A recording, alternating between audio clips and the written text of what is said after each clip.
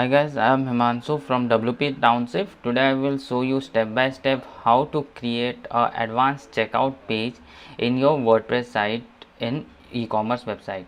So as you can see that here now I am in a e-commerce website, and let me show you the checkout page how it is looks like. So here first of all let's go to the shop page and let me add a product over here. Once you will add a product, then whenever you will go to this checkout page, and here you can see that this is how currently my checkout page look like, and I want to customize this entire checkout page where I will get different fields, and this your order section, everything will be changed over here. So now let's start creating this checkout page, or let's start modify this checkout page. Before moving further, if you want to learn basic to advanced WordPress step by step, you can enroll in our WP Mastery course and become a part of WP community. Also, you will get 20 plus pre-made WordPress templates on different themes developed by us as a bonus. Please like and subscribe to our channel and press the bell icon to turn on the notification for future updates. Now let's go back to our WordPress dashboard, and to customize our this WordPress checkout page we are going to use a plugin over here. So for that, again hover over this plugin and click on this add new.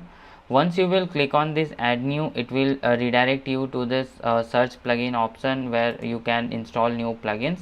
So here in this search plugins, you can search for the plugin name that we are going to use, that is WooCommerce blocks. So just search for here WooCommerce block and you will get a list of plugins over here. So I think I have mistakenly written a wrong spelling over here, so let me correct it. So once you will search for this WooCommerce block, you are going to get this WooCommerce block by automatic. So this is the plugin that we are going to use. So just activate this plugin, because I have already installed this plugin. So you have to install this plugin WooCommerce block. As you can see that WooCommerce block is activated. So now let's go back to our checkout page to customize it. So for that, again we have to go to this pages, and now from the pages, as you can see, like WooCommerce has already created the checkout page over here.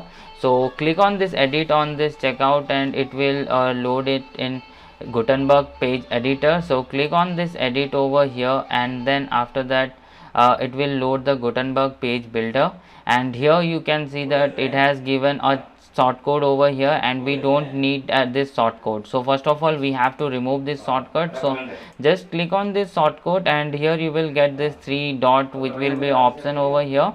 So just remove this shortcode now, and then click on this plus icon to add a block, and here in the block we have to search for a checkout block and just drag this one inside this checkout page. And as you can see, we have got this in a compatibility mode, and here in order summary we are getting this this is the entirely modified over here, where we are getting this total amount, and then these are the product images it is displaying. And here if you will see, this is the total, and then whatever fee and everything. Then here configure, if you want to configure the payment method, but we are now only want to customize this only. So first of all, here you can see that first we have this contact information. So here from this contact information you can easily able to set your like show step number. If you don't want to show the step number, you can remove the step number over here from contact, and then from shipping also, then these number will be disabled. So but I think it is a very really good feature, so I don't want to don't hide this step number. And then here we are getting this account option. So allow shopper to sign up for a user account during checkout, you can allow it from here.